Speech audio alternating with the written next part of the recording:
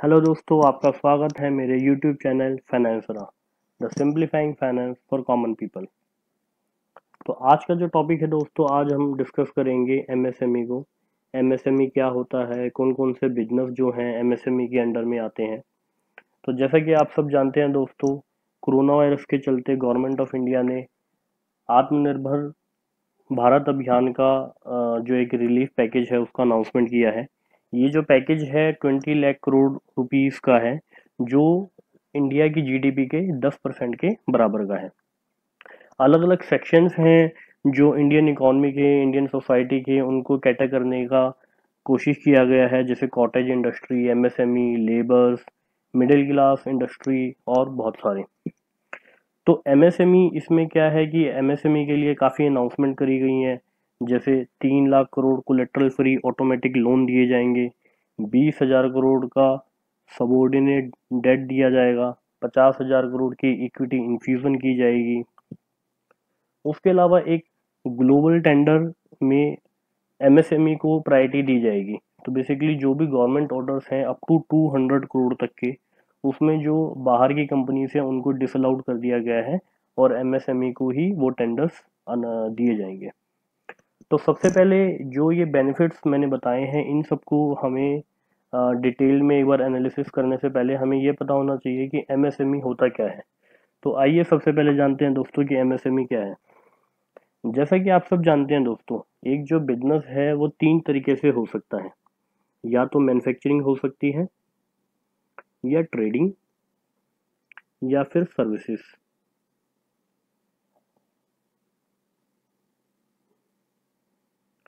Manufacturing क्या होती है? मैन्युफैक्चरिंग मतलब एक प्रोडक्ट से दूसरे प्रोडक्ट का निर्माण करना। जैसे एग्जांपल लेते हैं, धागा रॉ मटेरियल होता है, उससे कपड़े का निर्माण करना। ट्रेडिंग क्या होता है? एक प्रोडक्ट को एक जगह से दूसरी जगह पे पहुंचाना, जिसमें ट्रेडर अपना मार्जिन रखता है। सर्विसेज जो एक service provider different kind of services देता है, जैसे कंसल्टेंसी सर्विसेज हो गई, आपकी लॉयर की सर्विसेज हो गई, एजुकेशनल सर्विसेज हो गई, जो ट्रांसपोर्ट की सर्विसेज हो गई। तो ये सब आते हैं सर्विस कैटेगरी में। तो दोस्तों, कोई भी बिजनेस शुरू करने से पहले बेसिकली एक बिजनेसमैन को कुछ पूंजी लगानी पड़ती है, जिसे हम इन्वेस्टमेंट कहते हैं इन बिजनेस। तो एमएसएमई में इस इन्वेस्टमेंट, जो स्टार्टिंग में इन्वेस्टमेंट लगाते हैं, या कोई भी आप अपने बिजनेस को एक लेवल से दूसरे लेवल ले जाने के लिए एक्सपेंशन करते हैं, उसमें भी जो इन्वेस्टमेंट लगती है, एमएसएमई की क्लासिफिकेशन में उसको कंसीडर किया जाता है। तो सबसे पहले एक बार एमएसएमई का एक्ट देख लेते हैं। ये 2006 में एक्ट बना था। एमएसएमई का मतलब है M for micro, S for small and M for medium enterprises. तो micro, small and medium enterprises, इनमें क्या होता है बेसिकली, अब हमें इन्वेस्ट, जो जो बिजनेसमैन ने अपनी इन्वेस्टमेंट कर रखी है उसके आधार पे हमने इनको 3 कैटेगरीज में डिवाइड कर दिया है। आपकी इंफॉर्मेशन के लिए बताना चाहता हूँ कि जो अभी रिसेंट अनाउंसमेंट हुई है उसमें जो एमएसएमई की डेफिनेशन है उसको चेंज कर दिया गया है, इन्वेस्टमेंट क्राइटेरिया को चेंज कर दिया है। ये काफ़ी टाइम से पेंडिंग था एंड इंडस्ट्री की डिमांड आ रही थी, बट फाइनली इसे अभी चेंज हो गया है। तो आइए देखते हैं, पहले पुरानी लिमिट्स हम देखते हैं कि क्या इन्वेस्टमेंट की लिमिट्स होती थी, उसके बाद हम नई लिमिट्स पे आएंगे।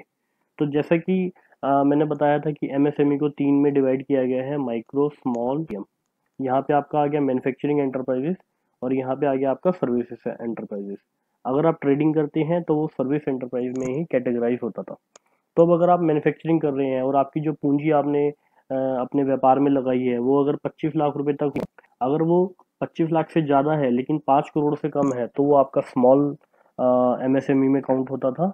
एंड अगर वो 5 करोड़ से ज़्यादा है लेकिन आपकी जो इन्वेस्टमेंट है 10 करोड़ से नीचे की है, तो वो आपका मीडियम में क्लासीफाई होता था।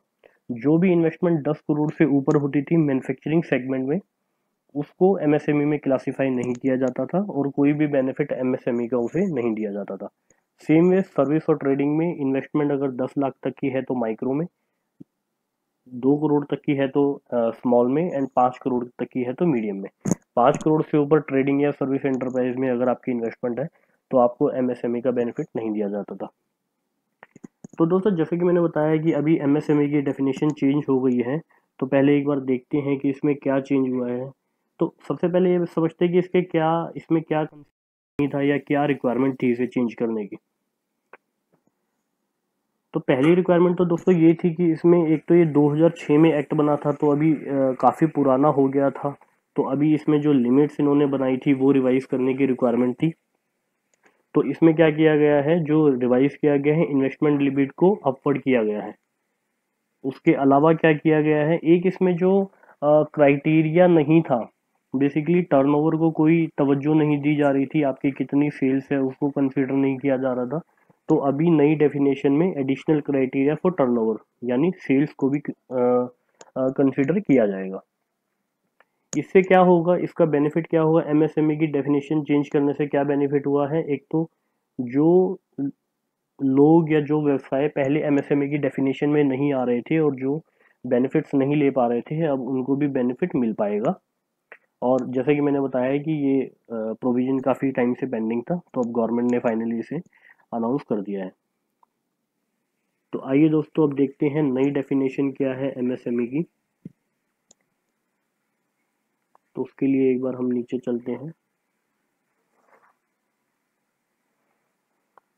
नई डेफिनेशन, इसमें सबसे बड़ा मेजर रिलीफ क्या दिया है गवर्नमेंट ने, बेसिकली जो आपका डिवीजन था मैन्युफैक्चरिंग सर्विसेज और ट्रेडिंग में जो डिफरेंस था उसको मिटा दिया है। अब आप चाहे मैन्युफैक्चरिंग में है, चाहे सर्विस में है, चाहे आप ट्रेडिंग में है, आपके लिए सिर्फ एक ही कैटेगरी होगी। इसमें जो इन्वेस्टमेंट बोला गया है, पहले 25 लाख और 10 लाख था जो रिस्पेक्टिवली, वो बढ़ा के 1 करोड़ कर दिया गया है। स्मॉल कैटेगरी में 5 करोड़ और जो 2 करोड़ का इन्वेस्टमेंट था उसको बढ़ा के 10 करोड़ कर दिया गया है। और मीडियम में जो आपका 5 करोड़ और 10 करोड़ का था उसको बढ़ा के 20 करोड़ का कर दिया है। यानी आज 20 करोड़ रुपए तक की अगर आपकी इन्वेस्टमेंट है, जो पूंजी आपने लगाई है, तो आप एमएसएमई का बेनिफिट ले सकते हो। दोस्तों इसी के साथ में इन्होंने टर्नओवर का क्राइटेरिया और जोड़ दिया है। तो इसमें क्या है कि इस माइक्रो में अगर आपकी 5 करोड़ तक की टर्नओवर है तो भी आप माइक्रो में कंसिडर किए जाओगे। 50 करोड़ तक की टर्नओवर है तो स्मॉल में, और 100 करोड़ की टर्नओवर है आपकी तो आप मीडियम में काउंट किए जाओगे। अब कोई भी एंटरप्राइज है जिसकी इन्वेस्टमेंट 20 करोड़ से ज़्यादा है या टर्नओवर अगर उसकी 100 करोड़ से ज़्यादा है तो उसको एमएसएमई का बेनिफिट नहीं मिलेगा। तो दोस्तों इसमें हमने नई डेफिनेशन देख ली, पुरानी डेफिनेशन देख ली, क्या चेंजेस है हमें ये समझ में आ गया है। अभी इसमें एक जो समझने की बात रह गई है, जो हम ये इन्वेस्टमेंट और टर्नओवर बोल रहे हैं, ये हमें कब का देखना है या इन्वेस्टमेंट का मतलब क्या है। तो आइए इन्वेस्टमेंट के बारे में समझते हैं। इन्वेस्टमेंट का मतलब है जो भी आपने अपने फिक्स एसेट में इन्वेस्टमेंट कर रखा है, excluding land and building, furniture and fixtures. तो सपोज एक एग्जांपल लेते हैं, एक मैन्युफैक्चरिंग यूनिट है जिसमें प्लांट एंड मशीनरी लगी हुई है, 10 करोड़ की प्लांट एंड मशीनरी लगी है, हम मान लेते हैं, इक्विपमेंट जो हम कह रहे हैं मशीन्स। अब एक फैक्ट्री को चलाने के लिए या एक प्रेमाइसिस को चलाने के लिए जो बिजनेस ओनर है उसको लैंड भी लेनी पड़ेगी। सपोज हम 10 करोड़ की ही लैंड ले लेते हैं, उसने कंस्ट्रक्शन किया होगा लैंड के ऊपर, सपोज 5 करोड़ का हम कंस्ट्रक्शन ले लेते हैं।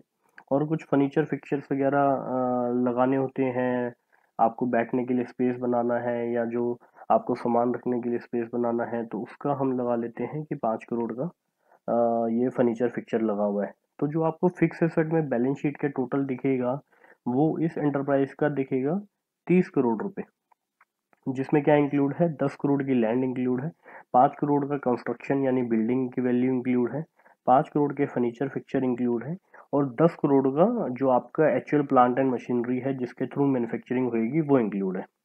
तो अब प्राइमा फेसी हमें ये 30 करोड़ देख के लग रहा है कि ये एमएसएमई में इंक्लूड नहीं होगा, क्योंकि हमारी जो मैक्सिमम लिमिट है वो कितनी है, 20 करोड़।